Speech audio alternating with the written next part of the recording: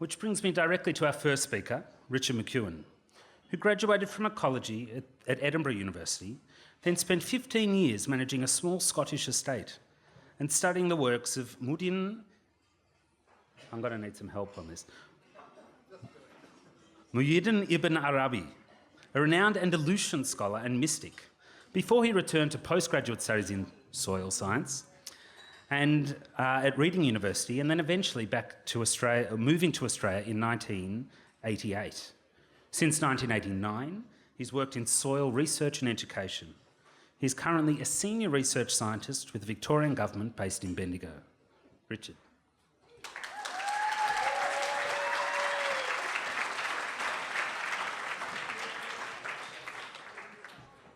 Thank you. I brought a prop. I'm much more used to this. Well,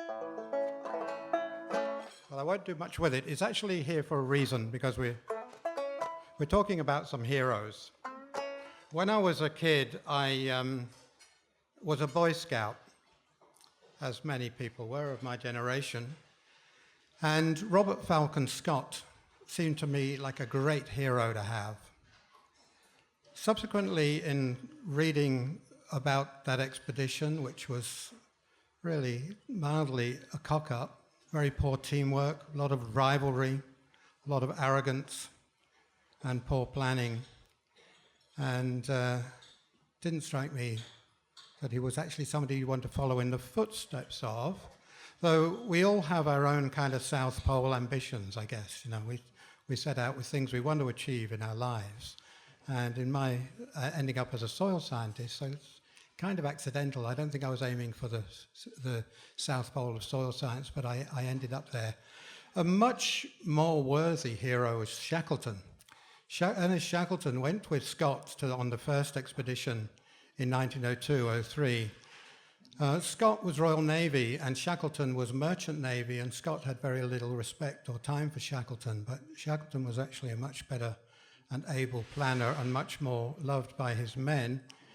His expedition later also failed in terms of its objective. You know, the ship sank and the men managed to get to Elephant Island, and they were holed up there for several months while Scott and a few others, Shackleton and a few others got to Georgia and crossed the island. I think only one other person has actually managed to do what they did and got help and returned and saved them. But the one thing that Shackleton did, which I really admire him for, when they had to salvage materials from the ship and go to Elephant Island, each man was allowed 2 pounds weight, except for Leonard Hussey, the meteorologist, who was encouraged to take his banjo because it would cheer up the men. And it weighed 12 pounds. So he's kind of my hero because it brings some kind of diversity into all of this scientific pursuit. So I did try to script something for today. I don't normally script anything. I rely on a PowerPoint slides, and they provoke me to say things. So I'm making this up as I go along. I've got some other material here that would be good. They're words other people have written that I think are really worth hearing, and they're ones that have inspired me on my science journey. But to start with, I want to read a Michael Lernick poem, because it kind of sums me up too. Let it go. Let it out, let it all unravel, let it free, and it will be a path on which to travel. So my path began on the journey that I've ended up in, pretty much in a tree when I was about 8 years old, I think.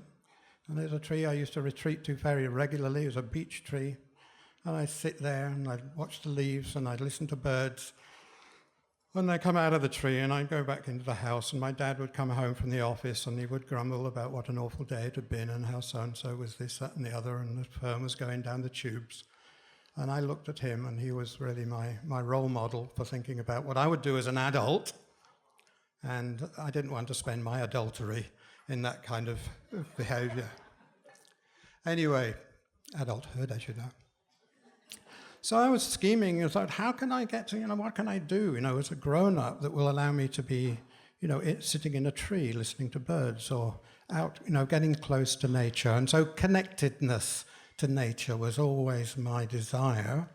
By the time I came to go to university, Rachel Carson had just published Silent Spring, the tale of the bird life disappearing because of pesticide effect. And I received that as a prize at school, in my last year at school. The prize was for the most creative piece of artwork. And the piece of artwork was a three-dimensional poem about life. And so I was starting from a rather unconventional base to become a scientist. But I went to university in Edinburgh. They had an ecology degree. It had just started 3 years previously. It was the only place in Western Europe that did anything like this. And I thought, wonderful, I can go there and I can meet the people who really know this science and know the state of the planet and what's happening to it and why we should really do something about it. And it was the biggest intellectual disappointment of my life. I didn't pass my second year exams. I found there were other things that I needed to do besides go to class. And I spent a year working in the Forestry Commission, contemplating my lot. I was very close to trees, and I was working in cold, wet drains on peat moors and thinking about how did I end up like this? I really wanted to solve the world's problems and become an ecologist. But I hadn't heard messages, except Rachel Carson saying we're in trouble, and ones from my lecturers who weren't giving me a solution. So I studied hard, got back into university, and found out how to study, how to learn. And I think, as scientists, that is the biggest challenge. And I got a little quote from Francis Bacon here. Francis Bacon, not the painter, but the ancient Bacon.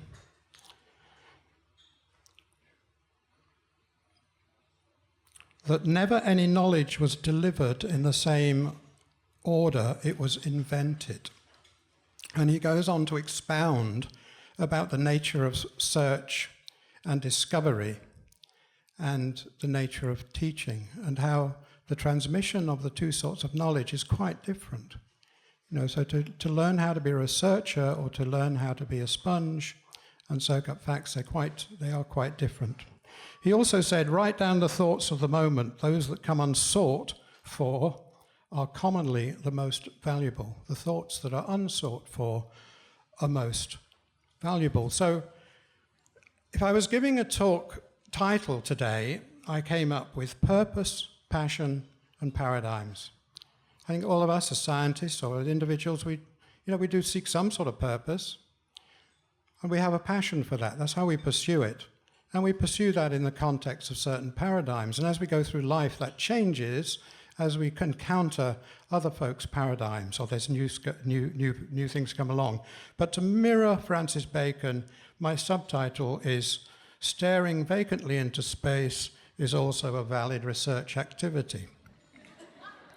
I've actually spent a lot of time doing this and even tried to get it put onto our log of activities at the department when I first joined it 12 years ago, because I found I was unable to account for the quarter-hour or half-hour blocks against all the projects I was supposed to be working on. I didn't actually seem to be achieving anything in that space, but by staring vacantly into space, there were things that came to me, thoughts came to me, and that was quite good.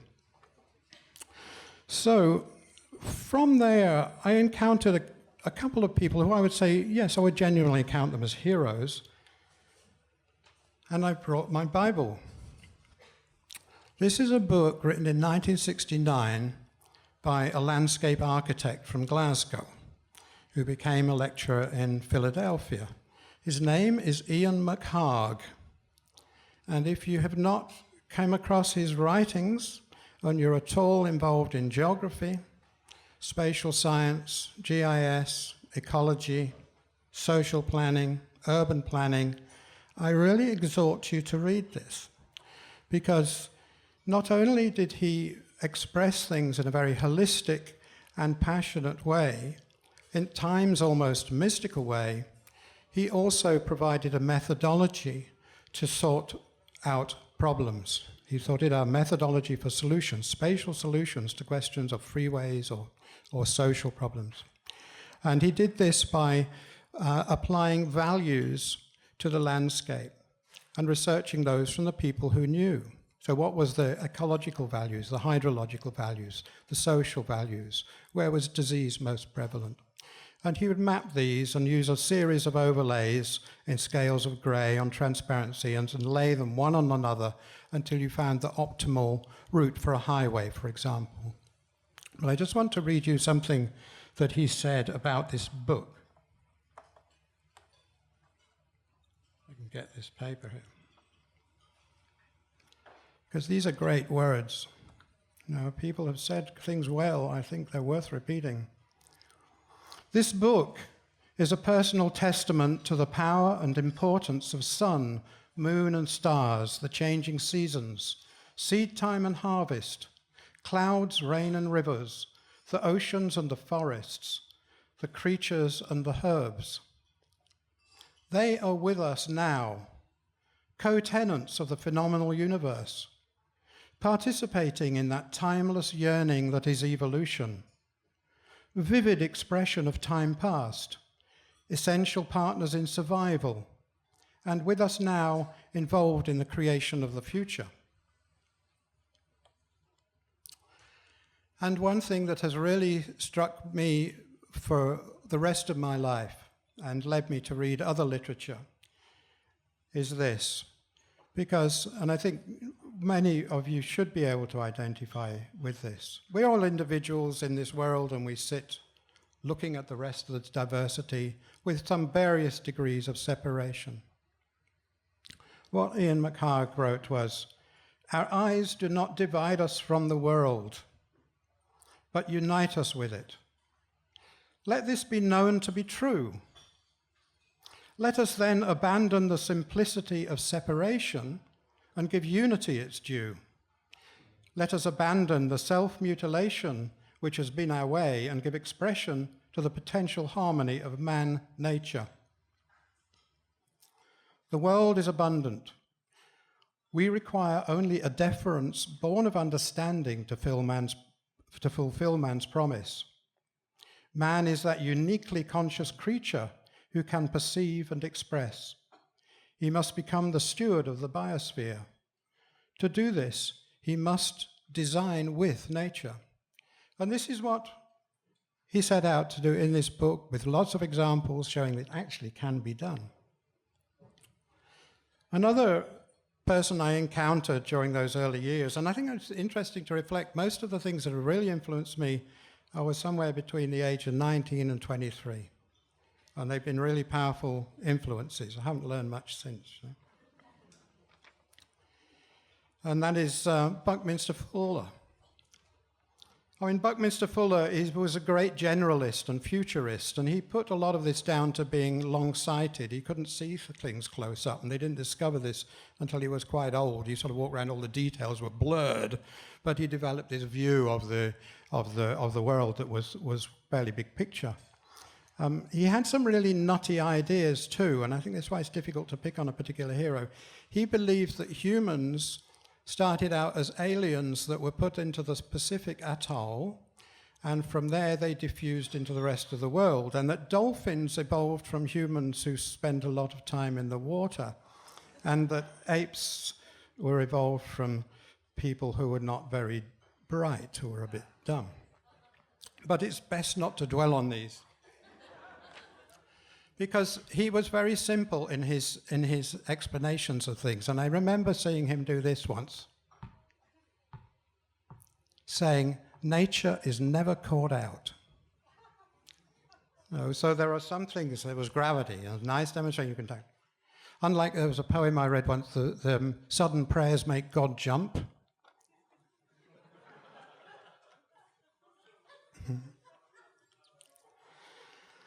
He also said, and this is one you probably have heard, the Earth is like a spaceship, but it didn't come with an operating manual. And that sort of stuck with me and thinking, well, if it is a spaceship and we're the crew, who's in control and where does he want to go? And that's a question worth asking, you know, it's one that it has purpose.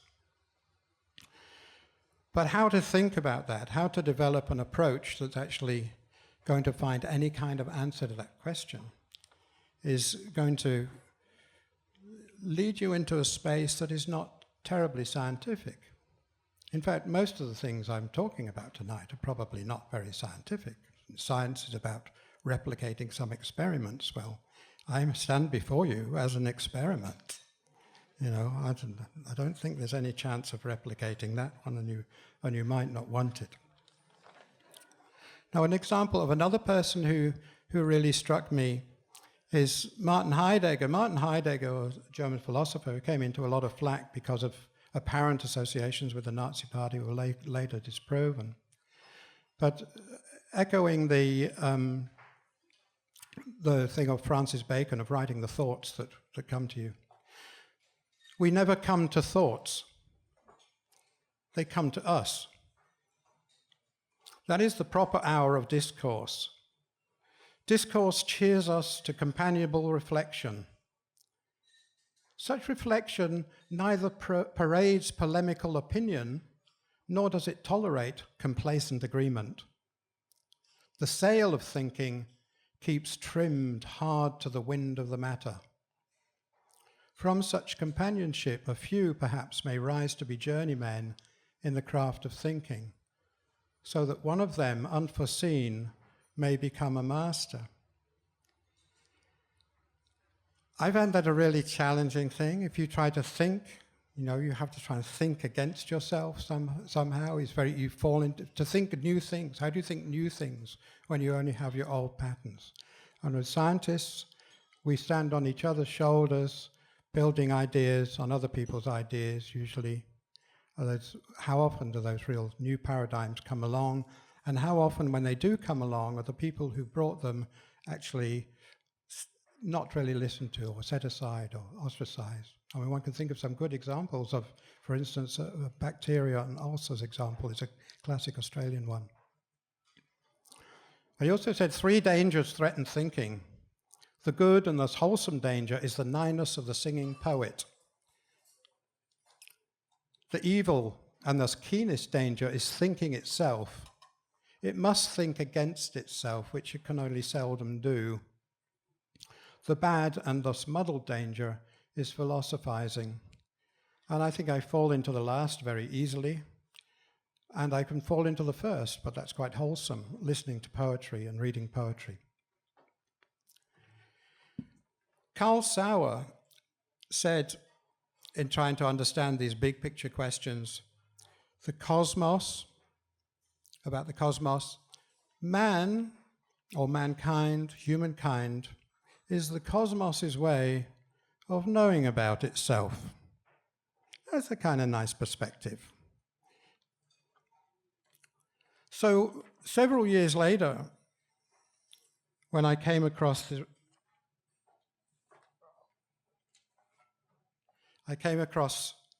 this writing from the Andalusian mystic Muhyiddin Ibn Arabi, who starts off a book with this particular sentence. God, al-Haq, the Arabic for reality, wanted to see the essences of his most perfect names, whose number is infinite. And if you like, you can equally well say God wanted to see his own essence in one global object, which, having been blessed with existence, summarized the divine order so that there he could manifest his mystery to himself. I mean, this sentence struck me. It mirrored something I'd thought of it myself as a kind of joke, the great divine joke. Why are there so many religions? Why are there so many different things worshipped that are not religion? Even science is a kind of religion. The exploration, the drive to know more and more is always in religion and science. And here is a man who has written the first sentence of a book in which he's going to expound why this is so and how this is so. For the vision that a being has of himself in himself is not the same as that which another reality procures for him and which he uses for himself as a mirror. In this he manifests himself to his self in the form which results from the place of the vision. And each of us can see we are a place of vision. We are a place of consciousness. We may regard that as an individual, a separate individual, but we share in a common being, a reality, that there is only one being. We are individuated.